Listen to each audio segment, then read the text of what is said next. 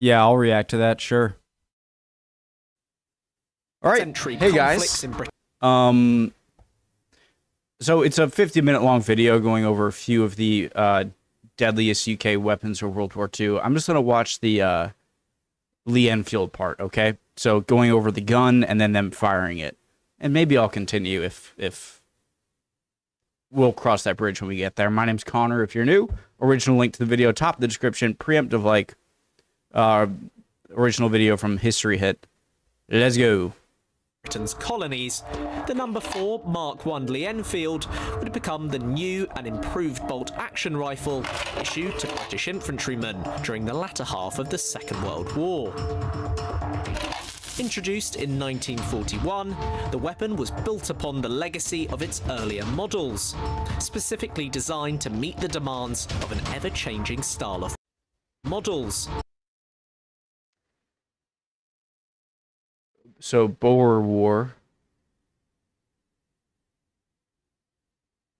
says something else there. I can't really make out. Something MR. Anyways. Specifically designed to meet the demands of an ever-changing style of warfare. With a 10-round .303 detachable magazine and robust bolt-action mechanism allowing for rapid cycling, the number 4 Lee Enfield enabled trained riflemen to achieve an impressive rate of fire, a hallmark of British infantry tactics since the First World War. Jonathan, the Lee Enfield, I've almost run out of words to describe this weapon. It's just an absolute classic. For those who don't know, what's the backstory behind this? Well, the backstory behind this one is that Britain wanted a new service rifle, but having tried all sorts of self-loading rifles, including in 1939 an M1 Garand, they didn't want one. So they wanted all they wanted, it's like comfort food in the form of a gun. They wanted to keep nearly all of the ergonomics, the accuracy, the short length, the relatively low weight that they had with the SMLE, but they wanted something brand new, primarily to make it cheaper, so you can make it more quickly and more economically. But also, it wasn't like the Sten getting cheaper over time. It was also quality of life improvements, if you like, which we can get into. But the main kind of giveaway is actually this bit. So if anyone's confused, SMLE, this often gets called an SMLE. It's not an SMLE. Don't call it that. And you can tell because it has this whacking great bit of barrel and sight protector sticking out the front. Don't call it an SMLE. Absolutely not. No.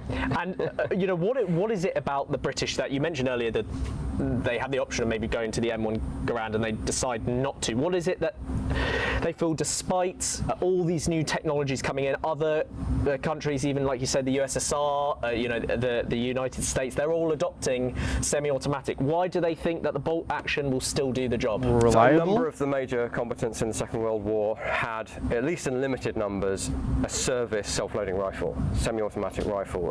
The British just took, so the Garand they got in 1939 for testing, this was already under development. They had already decided, the decision was made, they weren't going to go back on that, but they were prepared to look at what might come next. Guys, so I'm going to go back 10 seconds so I don't miss him. What is a difference between a non-semi... So an automatic rifle, I understand. But what's the difference between a semi-automatic weapon and just a non-automatic, non-semi-automatic? So like a sniper rifle, I'm assuming, would be not a semi-automatic rifle. But is a semi-automatic rifle anything that's not an automatic weapon, but can fire multiple shots one after the other? What? 1939 for testing, this was already under development. They had already decided, the decision was made, they weren't going to go back on that, but they were prepared to look at what might come next. Having adopted a self-loading rifle in 1918, would you believe, and then cancelling the order immediately, so very forward-thinking and then immediately not.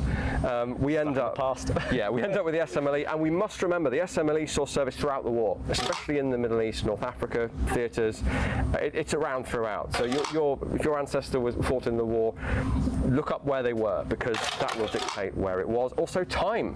So from 1939 to 1941, there were no significant numbers of this in service. It would have been an SMLE. But once this thing comes into mass production in 1941, it's the new standard. Yeah, and we must mention that compared to other bolt actions, the Car 98 or the Mosin as well, this is, you could call it superior in the sense that it holds more rounds as well. So you've got 10 rounds in the chamber. Again, that's a decision made back in, well, way back when, in 1888. Initially 8 rounds with the Metford and then 10. So the British always wanted high capacity, and speed of action as well is the other thing. Of course, that's the other thing I was going to mention. Yeah, that you can use that bolt whilst you're aiming down the sights. So there is a side story here where the British go for a completely different. They throw all this out the window and go for much more of a target accuracy orientated rifle with different sights and a less slick action, aping the Mauser more, and only a 5-round mag. But the First World War puts paid to that, and they stick with the SMLE. And then this is the next service rifle, rifle number 4. So we've gone to a new numbering system, number and mark, and the old SMLE becomes rifle number 1. So it's still. So you can't just load it and then shoot. You have to shoot. My amazing sound effects. So it's not like you can just load it and just go boom, boom, boom, boom. You have to boom, and I'd imagine that could kind of mess up your aim a little than if you didn't have to do that. And so that's what actually number 1, but not really, because this is the real, the new technology, but very conservative, and it's rifle number 4. Used in nearly every theatre. And it's rifle number 4.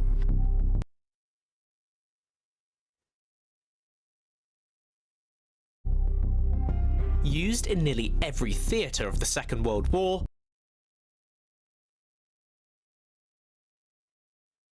the number 4 Enfield was a refined version of its SMLE predecessor. A simplified design to ease mass production, a heavier barrel for improved accuracy, and numerous other technological improvements.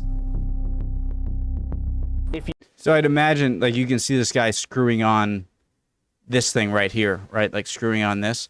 So it's cool to think of the assembly line. I'm sure you have a bunch of people who are just working with the wood, and then they send it to the people who screw on the things. To ease mass production, a heavier barrel for improved accuracy, and numerous other technological improvements. A heavier barrel for improved accuracy. A Lee Enfield that was used in the trenches in comparison to this might look fairly similar, but it's pretty different. Similar overall, different in every detail. Every part. I'm sorry.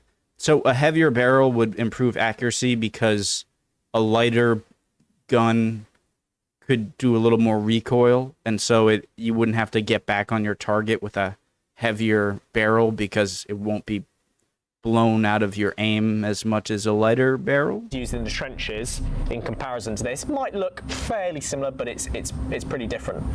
Similar overall, different in every detail. Every part on this is new. They're just economizing, but without sacrificing quality.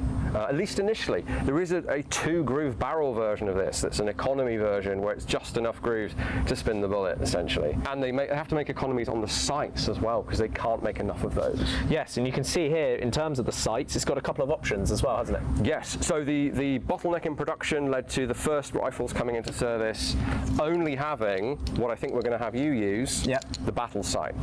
So if you've cross-trained on the Bren and the Sten, just a big old aperture at the back, that's probably quite convenient. But you would also be trained on rifles that had the full micrometer adjustable, almost target sight. So they do go back to that idea of target-orientated shooting, firing over. A sight at the back and a sight right at the front. The maximum distance makes it really accurate.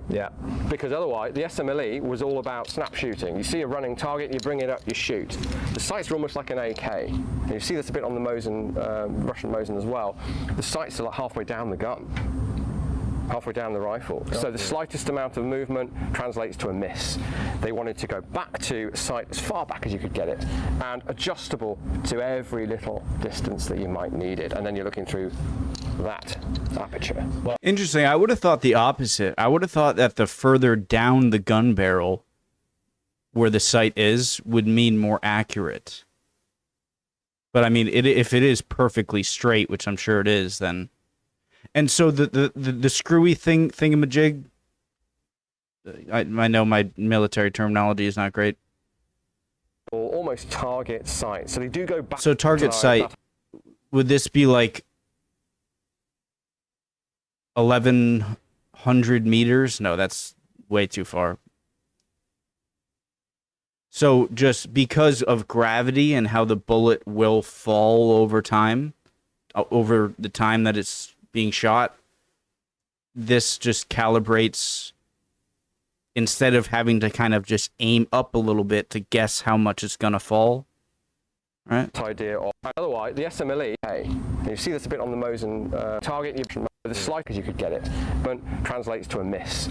They wanted to go back to sight as far back as you could get it, and adjustable to every little distance that you might need it. And then you're looking through that aperture. Well, I never ever get tired of firing one of these, so without further ado, let me take this to the range and we'll Ooh, what's that? go. Great. What's this thing here? Is that like to lock the sight in case you want to take it off or To the something? range and we'll go. Great. I would love to shoot one of these. I've never shot a gun. I would love to. Okay, Jonathan, I've got the Lee Enfield in hand. We're going to load 10 rounds because we can. Might feel a little bit weighty, but the Lee Enfield's not a particularly heavy rifle. You got this, brother. No, I think, well, it's relatively short. What would add a little bit of weight is, of course, carrying 5 extra rounds on the gun, but you've got to carry those rounds anyway. And I don't know about you, I'd rather have 10 ready to go. Right. Even if, once you've fired your 10, you may well having to be loading 5, firing 5, or even in an emergency, loading singly. Take the safety off first, important step. Yeah. Open the bolt up. Yeah, because the safety locks the bolt shut as an extra safety measure. Just disable the trigger. Yeah. So there's 5. Okay, so not only will the safety not allow you not to pull the trigger, but it also will make it so this thing can't go forward. It's 5. You've got a handy guide on there.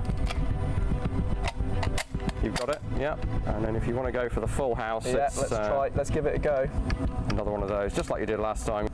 That's it. The further to the back, basically.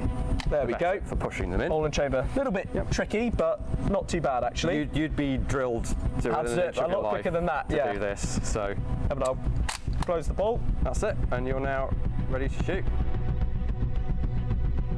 You got this, bro.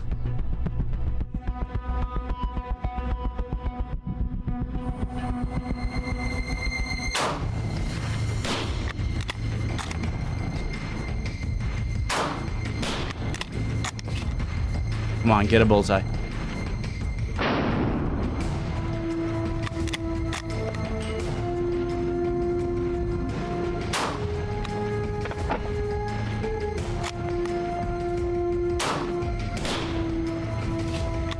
So about now, I'm already feeling like starting to get a little bit heavy, trying to maintain this fire. You let me know how close I'm getting, or if I'm way off it. You're doing okay. Keep the same point of aim, that's the thing.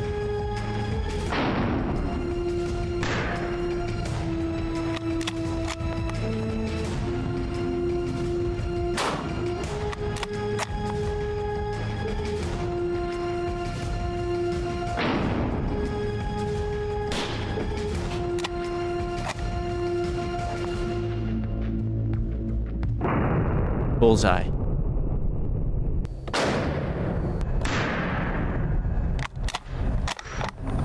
Well, I certainly felt towards the end, especially the left arm. My arm's hurting a little bit. It's tough to maintain that sort of accurate fire at that pace with 10 rounds. Oh wait, so that goes against my having a heavier barrel would make it more accurate, but you don't got to be a bodybuilder, right? I feel like just holding this weapon enough, the muscles that are used to hold the gun are going to be built and get used to the weight. And so I can imagine how much better he did. Amazing, way better than I would do. But you would just like you would just, your body would get used to it. Those muscles, you know what I mean? I mean, in reality, you wouldn't want to be standing up in the face of the enemy for more than a quick snapshot and then back down into cover. So, you could be reassured that if you're feeling a bit fatigued doing that, that's quite normal, really. I wonder, like, if he was. I thought you would be more like.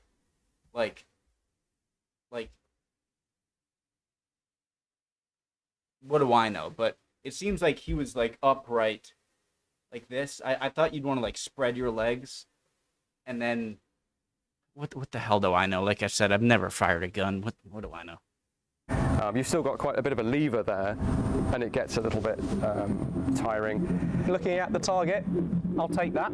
Let's move on to something a little smaller. Yep.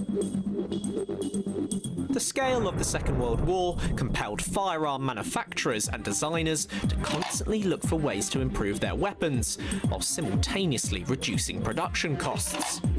Facing a Maybe I'll watch one on the next part of this for another video, but I'm just gonna keep it to the Lee Enfield for this reaction. That was very interesting. Love y'all. Would appreciate any comments down below, any answers to questions I had. If I said something incorrect, especially on a video like this, I know even less about than other topics. I definitely could have been wrong. So you guys are always awesome in the comments. Hopefully I'll see you guys next time. We'll keep on learning. Bye, guys.